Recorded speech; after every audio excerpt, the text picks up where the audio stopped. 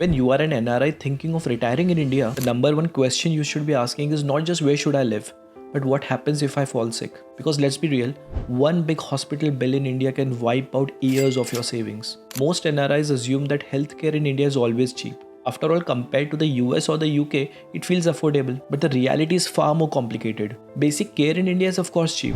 A consultation in a tier 2 city can cost you anywhere between 300 to 500 rupees. But the moment you step into a top private hospital in a metro, the same consultation could be 1500 rupees or more. And when it comes to serious procedures, Indian hospitals can charge amounts close to global standards. That is exactly the part most NRIs are not prepared for. So in this video, I'm going to give you a complete healthcare survival guide. The best hospitals NRIs trust, real treatment costs in India, the hidden charges nobody tells you about, exactly how much insurance cover you really need, and finally some practical hacks so that you don't get caught off guard. Let's start with the big difference. In a government hospital like AIIMS in Delhi, an MRI can cost you anywhere between 1500 to 2000 rupees. But in a private chain like Apollo or Fortis, the exact same MRI can cost you 15,000 to 20,000. Similarly, a cataract surgery in a smaller tier 2 city can be done anywhere between 20 to 30,000. But the same surgery in Apollo Chennai can cost you around 1 lakh.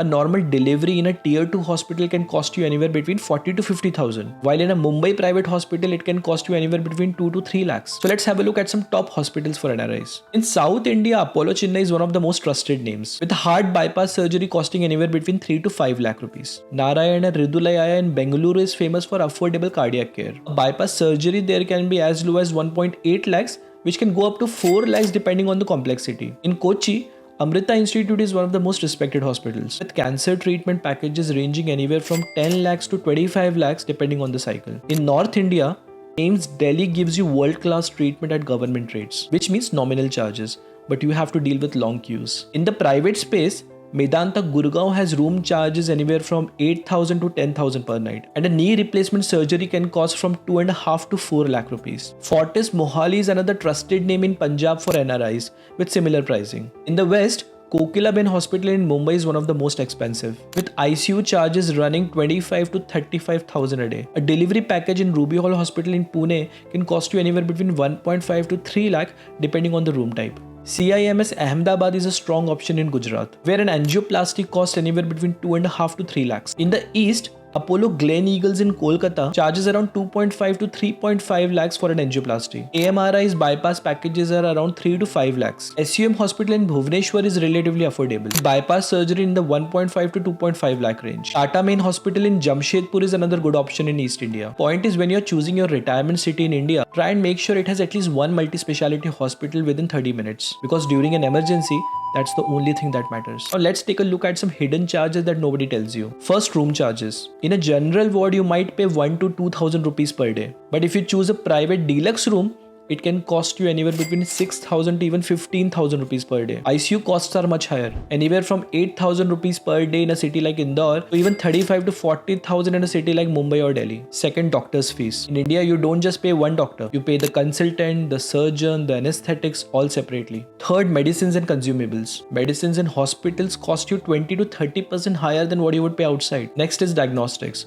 MRIs cost 8 to 15,000, PET scans cost 25 to 35,000, and angiography is 20 to 30,000. And these are usually not included in your package, so always double check. Fifth is post-discharge cost. Physiotherapy charges can easily run up to 2 to 3,000 rupees per week. A living nurse in a city like Mumbai can cost you 25 to 30,000 rupees per month, while in a tier 2 city it can cost you around 12 to 15,000. So these are long-term expenses that many NRIs forget to budget for. Let me give you a real-world example. A heart bypass in a top private hospital is quoted at 3 to 5 lakh rupees. But by the time you add a 1 week's room charge, ICU stay, medicines, diagnostics, post-surgery care, final bill when you finally check out is usually 7 to 8 lakh rupees. This is the reality of private healthcare in India. So of course this tells us how important health insurance is for us. So the question is, how much health insurance cover do NRIs need? This is the question that decides everything. India's medical costs are rising in double digits. A number of reports suggest that medical inflation in Asia is around 12 to 13% in 2025, and India is among the highest. That means a 10 lakh cover, which seemed fine a few years ago,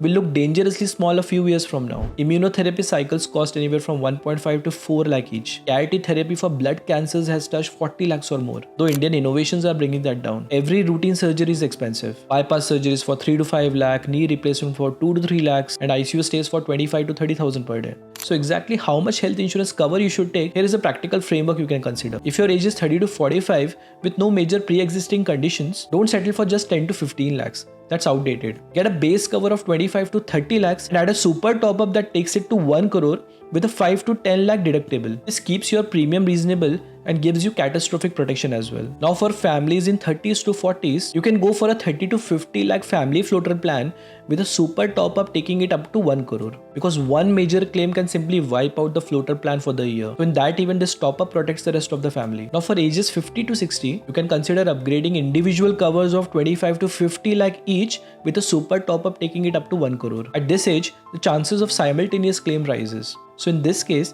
individual cover stops one person's illness from exhausting the entire family floater. Now finally, if you're above 65, if you already have a policy, never let it lapse. Fresh policy at this age comes with co-pay, exclusions, or even outright rejections. So in this case, continue to maintain your policy but also have an additional medical buffer of at least 30 to 50 lakh rupees in liquid assets. Parents above 70 rarely gets a new comprehensive plan. Best you will only find 3 to 5 lakh cover, that too with many exclusions. So for them, a self-funded medical buffer is absolutely critical. Now let's talk about pre-existing conditions. In India, insurers impose waiting period of 2 to 4 years before covering illnesses like diabetes, hypertension, or heart diseases. However, regulators have now stepped in and capped the maximum waiting period at 3 years. But remember, the clock only starts when you buy and continuously maintain that policy. 2 more hacks. Always pick policies without room rent caps. This is to avoid proportionate deductions across your bill. And always map your insurance cashless hospital network to your retirement city. These 2 steps can save NRIs from the worst claim shocks. So the bottom line is that target at least 25 to 30 lakh of base cover and try and combine that to a liquid medical fund of at least 20 to 30 lakh rupees. And then you are realistically covered for almost any scenario. So let me give you a quick recap of some practical healthcare hacks that we discussed. Number 1, get insurance early.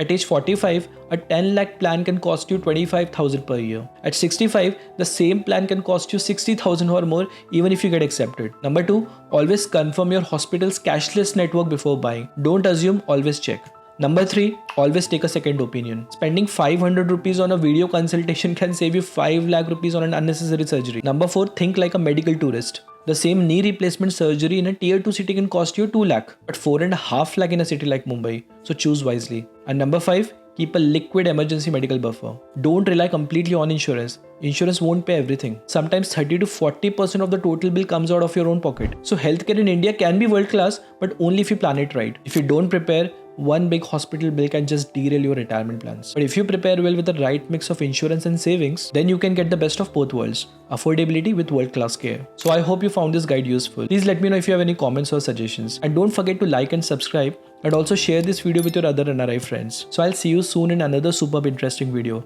Till then, you take good care of yourself. Signing off from NRI Wiz, over and out.